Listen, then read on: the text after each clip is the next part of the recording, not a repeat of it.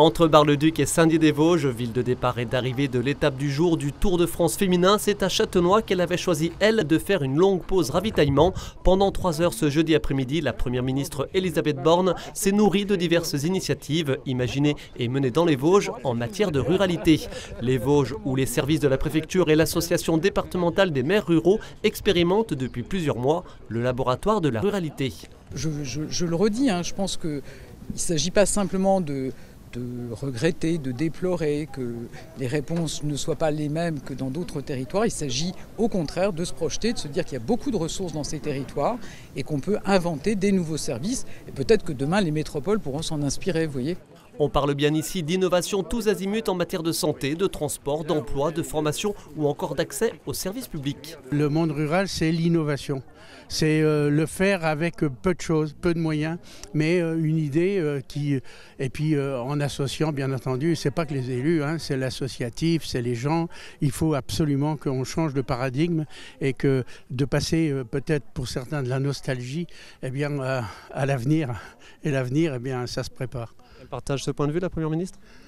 Ah oui, puis on lui fera partager, donc c'est pas de problème. Il y a forcément des choses qui marchent pas, il y a aussi des innovations qui n'existent pas. Regardez, on vient de présenter à la Première ministre Reval-Loc, la location de voitures sans permis, ça n'existait pas jusqu'à présent. Donc on voit bien que si on réfléchit collectivement, on peut trouver un certain nombre de choses à faire qui n'existaient pas et qui, quand elles sont mises en place, on se dit finalement, c'était pas si bête et on aurait pu le faire avant. Des innovations qui auront tout de même un coût et si les dotations globales de fonctionnement versées par l'État aux collectivités ne baisseront pas, elles seront mécaniquement moindres à cause d'une inflation record et ce malgré les 24 milliards d'euros supplémentaires alloués dans le cadre du programme de stabilité.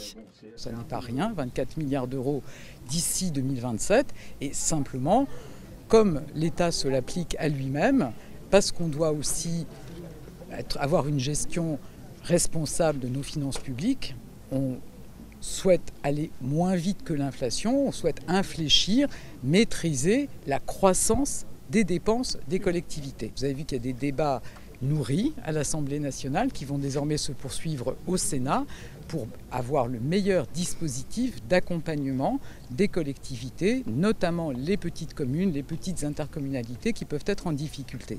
Donc vraiment notre volonté, c'est d'accompagner au mieux les collectivités qui peuvent être fragilisées par l'inflation qu'on connaît, par la hausse des dépenses d'énergie. Certains habitants de Châtenois, spectateurs de cette visite historique dans leur ville, avaient également des choses à dire. Je suis à la recherche d'un CDI depuis 2010. J'ai déjà fait pas mal d'entreprises. On me gardait 2 ans, 3 ans, au revoir. Et là, à cette heure-ci, c'est des petits jeunes qui passent à ma place avant moi, quoi. Châtenois, c'est une petite ville, un truc comme ça. Il faudrait le respecter autant que les petits villages ou pareil. Tu crois que c'est pas le cas ?